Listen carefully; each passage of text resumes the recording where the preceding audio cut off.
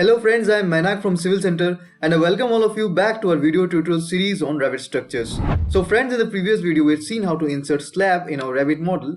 In this video we will see how to insert reinforcements in our model. So we'll go back to our level 2, which is our plinth level.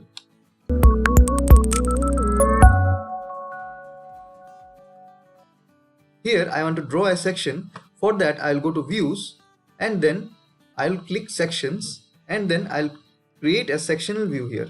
I'll simply click here, and after that I'll simply click on modify. After that I want to enter this view, so I'll go to my sections and then click on section 5. So as you can see that the section has been opened.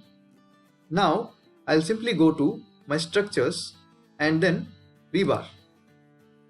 After that I'll select the shape of the rebar. We can select the diameters of the rebar. We'll select 12T here because we want 12 mm bars. So we'll simply go here. You can see that this is our slab and this is our cover. So I'll insert our first reinforcement here. I'll simply left click. So we have inserted our first reinforcement and then I'll simply click on modify. After that I'll select this. I want to populate this. So in the layout I'll select maximum spacing. I want to give this a spacing of 100 mm. So it's okay. So again I'll go to my level 2. And this time I want to create a section along this direction. So I'll simply go to my views and then create a section along this direction.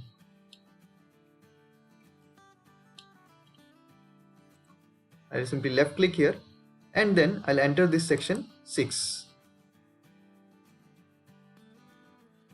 So in the section 6 also we'll follow the same process. I'll simply go to structure, then we can go to the rebar.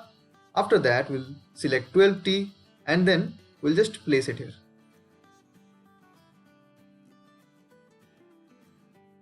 So after placing the rebar, I'll just simply click on modify. Then we'll select this rebar and then populate it. So we can select maximum spacing. We can give a spacing of 100 mm. So after that, we can go to our 3D view to observe the changes. We can go to our wireframe. We can see that the rebar has been applied. So we have applied a slab at the plinth level and inserted reinforcements in it as well.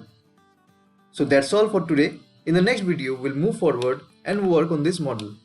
So stay tuned for now and don't forget to subscribe to our channel if you haven't done it yet. And do comment below.